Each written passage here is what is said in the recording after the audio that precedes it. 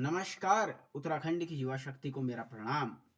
Video VPDO परीक्षा में एक और कड़ी में आप लोगों से बात करने के लिए मैं हाजिर हूँ। दोस्तों, ये आप लोगों का प्यार, आप लोगों का सपोर्ट ही है कि बड़े बड़े दिग्गजों की नींद उड़ी हुई है।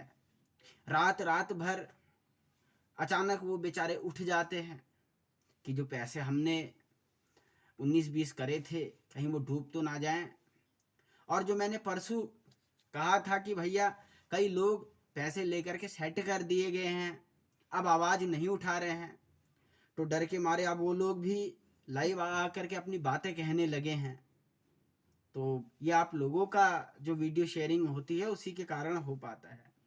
और आज आप लोगों के कुछ सवालों के मैं जवाब देने के लिए आया हूँ, क्योंकि मैं समझता हूँ कि जितने भी लोग चाहे मेरी आलोचना करते हैं, मुझे बुरा भला कहते हैं, लेकिन उन लोगों के सवालों का जवाब देना भी मेरा एक उत्तरदायित्व है, एक कर्तव्य है। जो सवाल मुझसे बहुत सारे लोग फ्रिक्वेंटली पूछ रहे हैं, बार बार पूछ रहे हैं, आज उन पर मैं अपने जवाब दूंगा। सबसे पहला सवाल जो मुझसे बहुत ही बार पूछ दिया गया है कि आप लोग उन बच्चों का पक्ष क्यों नहीं दिखाते हो जो बच्चों ने मेहनत करके एग्जाम निकाला है।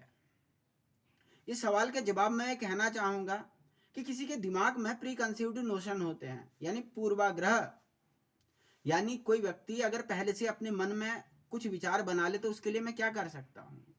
वरना मैं कह रहा हूँ, मैंने एक कोई ऐसा बंदा वीडियो दिखा दे जब मैंने कहा है कि उन बच्चों के साथ अन्याय हो रहा है तो सही है। मैं तो कह रहा हूँ कि जो बच्चे ईमानदारी से निकले हैं उतनी ही मजबूती के साथ मैं उनके साथ भी खड़ा हूँ जितना उन लोगों के साथ खड़ा हूँ जिनके लिए मैं आवाज़ उठा रहा हूँ।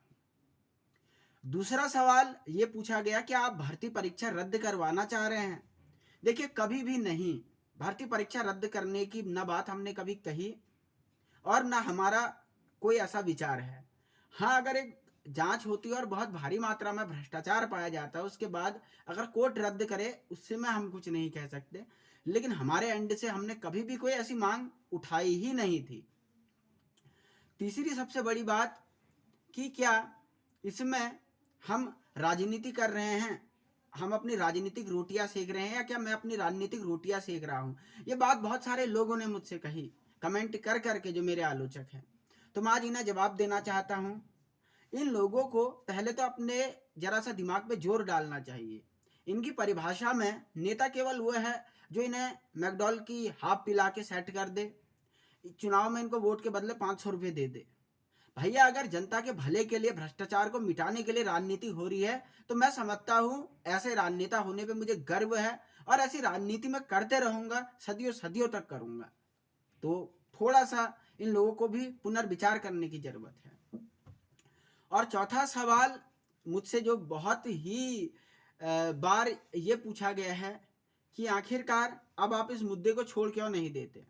देखिए, हमने कभी भी पीछे हटना नहीं सीखा किसी भी मुद्दे पर। मैंने भुवन जोशी केस को किया, करीबन 30-35 एपिसोड उसके किए जब तक सारे लोग पकड़े नहीं गए। उत्तराखंड मांगे भू कानून पे मैंने 28 एपिसोड किए। अब राज्य की सरकार भू कानून लेके आ रही है। उत्तराखंड में पुलिस में एज बढ़ाओ के लिए मैंने 30-32 एपिसोड किए। अब सुनवाई में आ रहा है कि हो सकता है एज बढ़ सकती है।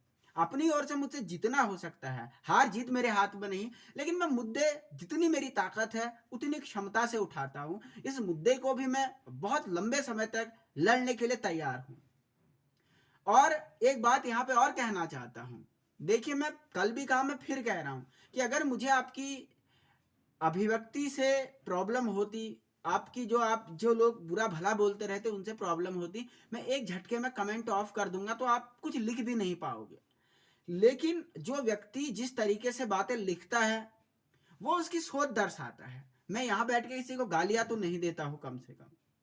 और इसीलिए आप एक ये मत सोचो कि ये वीडियो और वीपीडीओ परीक्षा की बात है। आज बात है एक एक एग्जाम की।